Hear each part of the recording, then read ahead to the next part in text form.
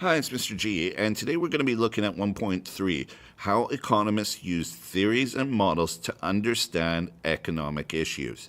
And before we get into this, we have to look at the whole idea of what Keynes was saying.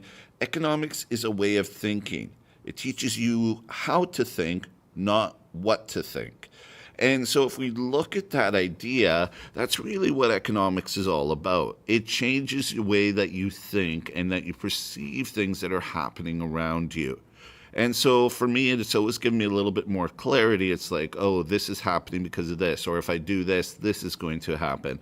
And I use this on a regular basis in my classroom. I use it even for designing tests. And so, all these things, it's a way of thinking and how to approach it. Basically, economics uses a lot of economic theory. And so you're going to hear a lot about different theories. And if you look at it, a lot of the problems that we have in the world are very complex. So you're looking at real world problems or real things that are happening, and it becomes very complicated. A lot of students, when I give them problems, they're like, well, what about this? What about this? What about this? Because there's all these variables in the world. What economics seems to do is they take basically things and all the way down to basically the simplest kind of variables or the simplest kinds of problems that they can solve. And so we look at things from a simplistic point of view because otherwise things get too complicated. So when we look at supply and demand, it's like, yes, well, what about this situation? What about this situation?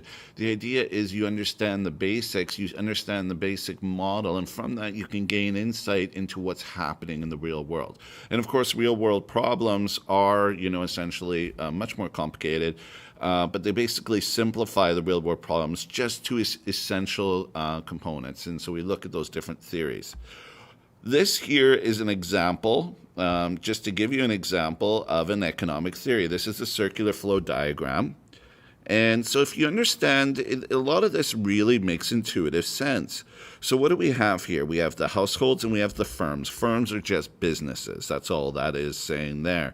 And well, if we look at the arrows, let's start with the blue outside arrow. What are we saying at the top? Well, there's goods and services that go to the households. Where do they come from? The businesses. And I think that makes sense. You go out, you buy things from businesses, and you bring it to, you get it yourself, which you are the household.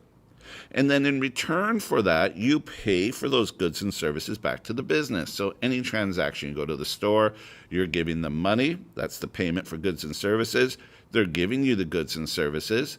And so that's what that outside blue circle means. The inside green one means this. So we get basically wages, salary, and benefits. How do we get that? Well, we get that from working for the businesses. So you go out there and you get a job and you earn money. Well, you're going to get wages, salary, benefits. Whatever it is, you're getting something from that business for working there. And the business in return gets labor and services so that they can keep running. So you provide the labor and services, the businesses provide the wages, salary, and benefits. And so this circle keeps going. And so this is something that makes intuitive sense. And this is, basically an economic theory. And it's called the circular flow diagram. But we use this model then to basically start understanding different things. So this is just an example then of a model.